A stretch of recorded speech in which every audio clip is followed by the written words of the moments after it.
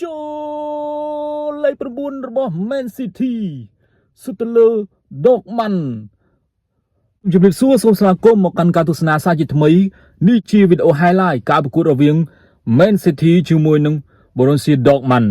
នេះគឺជាការប្រកួតកាលពីយប់មិញនេះគឺជា line up របស់ Man City 4-1-4-1 កាប្បិតេនក្រុមគឺ Haaland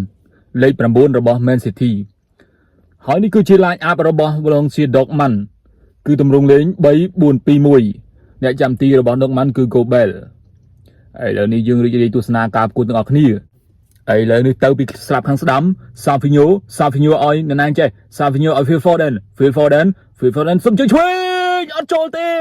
វានឹងបានគ្រាប់បាល់ទៅហើយនៅក្នុងតង់ទី1 Phil Foden សុទ្ធមួយជើងឆ្វេងត្រង់នៅក្នុងតង់ទី1អត់ចូលត្រូវបានអ្នកចាំទី Gobel សង្គ្រោះបាល់បានវានឹងចូលក្នុងតង់ទី1បាត់ហើយនេះត្រង់នេះរូបភាពសារឡើងវិញមួយជើងឆ្វេងរបស់ Phil Foden ជាយាមសុទ្ធនៅក្នុងតង់ទី1លេខ47របស់ Man City អូ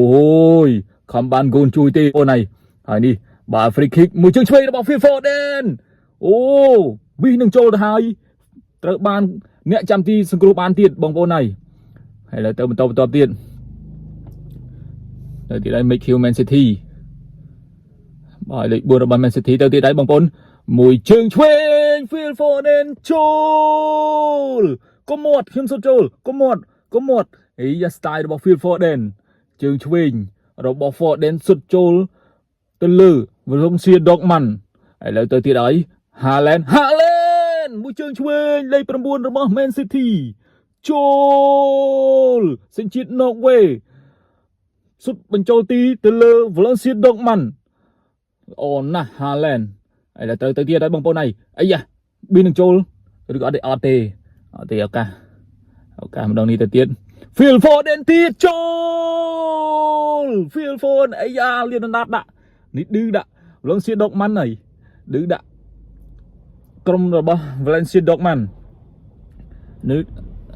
សុំចូលទីដោយ Phil Foden ហើយត្រង់នេះ Phil Foden អាស៊ីឲ្យមួយជើងឆ្វេងវិសនឹងចូលហើយវ៉ូលេមួយជើងនេះវិសនឹងបានគ្រាប់បាល់របស់ Man City ឥឡូវទៅបន្តទៀតមួយជើងឆ្វេងត្រង់នេះអត់ចូលទេអូហូយវិសអីយ៉ាស្លាយកាត់បន្តិចសិនពីខ្សែការពារអញ្ញាកដាពីនេះឥឡូវទៅបន្តជាមួយនឹង Dortmund អាន់តុនជាខ្សែការពារទេប៉ុន្តែសុទ្ធបញ្ចូលទីឲ្យ Dortmund តាមពីក្រោយ Man City គឺ3-1 Ryan Cherky សុទ្ធមួយគ្រាប់នេះទៅលើ Dortmund គឺ4-1នៅនាទីទី90ចប់ការប្រកួតរវាង Man City ជាមួយ Dortmund គឺលទ្ធផល4-1សូមអរគុណសូមជម្រាបលា